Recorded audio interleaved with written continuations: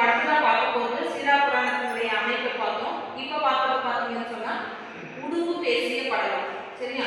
சீரா புராணத்துல பார்த்தீங்கன்னு சொன்னா முகமது நபி அவர்கள் மக்களை மட்டும் சந்திக்கவில்லை, இயற்கையோடு விலங்கினத்தோடு ஓரறிவில் இருந்து ஆறறிவு வரை இருக்கிற அனைத்து மக்களோடும் மக்களாக கலந்து தனக்கு தெரிஞ்ச அந்த கருத்துக்களை எல்லாமே மக்கள்கிட்டவும் சரி விலங்கினத்திட்டவும் சரி பாரபட்சம் இல்லாமல் அந்த கருத்துக்களை எடுத்து சொல்லி இஸ்லாமிய சமயத்தினுடைய மார்க்கத்தை எடுத்து புரிய வைத்தவர். அவருடைய முகமே பார்த்தீங்கன்னா அந்த மொழி வடிவமே யாரா இருந்தாலும் மனதை மாற்றக்கூடிய அளவுக்கு உன்னதமான ஒரு தேஜஸ் அப்படின்னு சொல்லுவோம் இல்லையா, அந்த அமைப்பு முறையே இருக்கு. இப்போ நம்ம இந்த பாடத்தை பார்க்கறது பார்த்தீங்கன்னா ஏன்னா வித்தியாசமா இருக்கு. உருவு பேசிய படலாம். சரியா? என்ன இந்த உருவு பேசிய படலாம் அப்படின்றது இது ஒரு கதை அமைப்பு முறை தான்.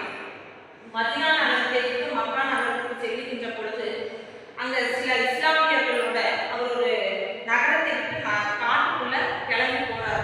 சரியா? அங்க போறப்ப பார்த்தீங்கன்னா ஒரு வேடம் ஒருவன் சந்திக்கிறான். சரியா? அதை சுற்றி இருக்கிற இஸ்லாமியர்கள் கூட இப்போ சென்டர்ல போயிட்டு இருக்காரு. அந்த காட்டுல உள்ள என்ட்ரியாட்டு அந்த காட்டுக்குள்ள பார்த்தீங்கன்னு சொன்னா ஒரு வேடம் ஒருத்தன் கையிலே பார்த்தீங்கன்னு சொன்னா அந்த விலங்கினத்தை பிடிக்கிறதுக்கு பார்த்தீங்கன்னு சொன்னா வலை அப்படின்னு சொல்லுவாங்களா, அதுவும் கையை தோல்ல பார்த்தீங்கன்னா வில்லை ஏங்கியவனா ஆப்போசிட்ல பார்த்தீங்கன்னு சொன்னா தன்னுடைய முகமது நபியினுடைய எதிர்காப்புல எதிரெதிரியா சந்திக்கக்கூடிய மாதிரி ஒரு இடத்துல அவங்க சந்திக்கிறாங்க. அப்ப எல்லாருமே பார்த்தீங்கன்னு சொன்னா அந்த இஸ்லாமியருடைய கையில பார்த்தீங்கன்னு சொன்னா அந்த வேல் மாதிரி கையில ஒரு கை மாதிரி கையில வச்சு சுற்றி அவங்க போறாங்க. சென்ட்ரல்ல முகமது நபி போயிட்டு இருக்காரு. அந்த போய் கொண்டிருக்கின்ற தருணத்தில் இவரை பார்த்த உடனே அவங்களுக்கு என்ன தோணுது, முகமது நபிக்கு பார்த்த உடனே இவர் யாரு அப்படின்னு கேட்கிறாங்க. சரியா? அவங்களுடைய இடையில நடுவுல வரக்கூடிய இவர் யார், ஏன்னா அவருடைய முகத்தை பார்த்ததுன்னு அவரை பார்த்து கேட்கல, அங்க இருக்கிற அந்த சீடர்கள் மாதிரி சொல்லக்கூடிய இஸ்லாமியர்கள் சுற்றி போய் கொண்டிருக்கிற இஸ்லாமியர்களை பார்த்து அவர் கேட்கிறாரு. அப்ப அந்த இஸ்லாமியர் ஒருத்தர் சொல்றாரு, இவர் தான் நம்மளுடைய கிறிஸ்துவ சமயத்தில் இஸ்லாமிய சமயத்தில் இருக்கிற முகமது நபி, கடைசி தூதராக இந்த உலகத்திற்கு அவதரித்தவர், மக்களுக்கு நல்லது செய்வதற்காக அவதரித்தவர். இஸ்லாமிய மார்க்கத்தினுடைய கடைசி அந்த தீன் அப்படிங்கிற அந்த கலிமா அப்படிங்கிற மந்திரத்தை யார் சொல்லி கொடுத்து அதை கற்றுக்கொள்கிறார்களோ அதை முறையாக வாழ்நாளை கடைபிடித்து வந்தோம்னு சொன்னா நமக்கு பார்த்தீங்கன்னு சொன்னா வாழ்க்கையில சொர்க்கத்தை அடைவோம். இல்ல அது பொய்யானது போலியானது அப்படிங்கிற மாதிரி நம்ம யாராவது சொல்லி அதை விட்டுட்டோம்னு சொன்னா பின்னாடி நம்ம என்னது நரகத்திற்குள் போவோம். அதாவது நம்ம சொர்க்கம் நரகம் அப்படின்னு நம்ம சொல்லக்கூடிய மனசுக்குள்ள எப்படி வச்சிருக்கோம்னா சொர்க்கம் அப்படிங்கிறது நம்முடைய கற்பனைக்கே எட்ட முடியாத ஒரு வாழ்க்கை நிலை இல்லையா. நரகம் அப்படின்னு சொன்னா நம்ம மனசுக்குள்ளேயே அந்த நரகங்கிற வார்த்தை கேள்விப்படுறப்போ நம்ம அங்கங்க கேள்விப்பட்ட மாதிரி தான். அங்க போனா எண்ணெய் காஞ்சிட்டு இருக்கோம், அதுக்குள்ள நம்மளை போட்டு எடுப்பாங்க அப்படிங்கிற மாதிரிலாம் நம்ம எவ்வளோ விஷயங்கள் நரகத்தை பத்தி கேள்விப்பட்டிருக்கோம்.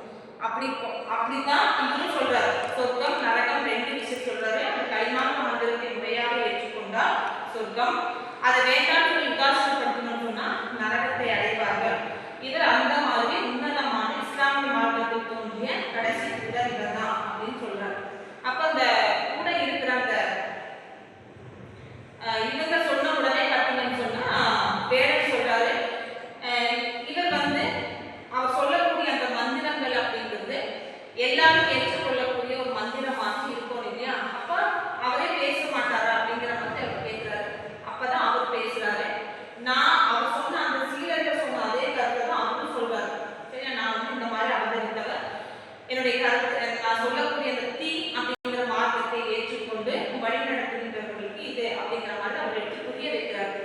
அப்ப அவர் அடுத்ததே பார்த்தீங்கன்னு சொன்னா அந்த வேடன் சொல்றாரு, நீங்க தான் அந்த முகமது நபி அப்படிங்கிறத நான் எப்படி ஏற்றுக்கொள்ள முடியும், எப்படி என்னால நம்புறது, இங்க இருக்கிறவங்க கூட வரவங்க சொல்றாங்கிறதுனால நான் முழுமையா அதை அப்படியே ஏற்றுக்கொள்ள முடியாது.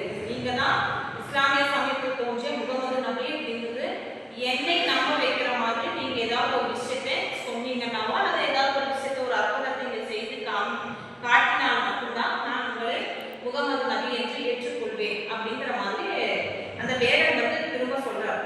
அப்போ அந்த இடத்துல முகமது நபி சொன்னா, உனக்கு எப்படி புரிய வைக்கிறதுக்காக நான் யாரை சாட்சிக்கு அழைப்பது, சரி இந்த இடத்துல உன்னை நம்புற மாதிரி நான் யாரை இந்த சாட்சிக்கு அழைப்பது, அதை இங்கே சொல்லி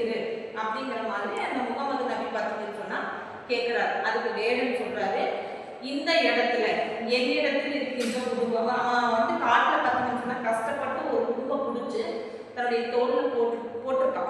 அந்த உடும்பு அப்படிங்கிறது பிடிமானம் உடைய, சரி, அந்த உடும்பை வந்து தன்னுடைய தோல்ல போட்டிருக்கா. அது தோல் மேல சாஞ்சு படுத்துருக்கு. அப்ப இதை வந்து இதகிட்ட நீங்க பேசுனீங்கன்னு சொன்னா உடும்பு கிட்ட நீங்க பேசணும், உடும்பு உங்ககிட்ட பேசணும்.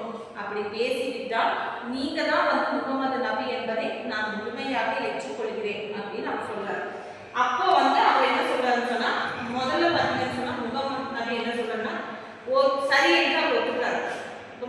உடம்பு வந்து என்கிட்ட பேசணும், பேசினா நீங்க அதை ஏற்றுக்கொள்வீங்கன்னா முதல்ல உங்க கையில் இருக்கிற உடும்பை கீழே இறக்கி விடுங்கள் அப்படின்னு சொல்றாரு. அப்போ அந்த முகமது நபி கிட்ட அந்த வேடன் சொல்றாரு, எதை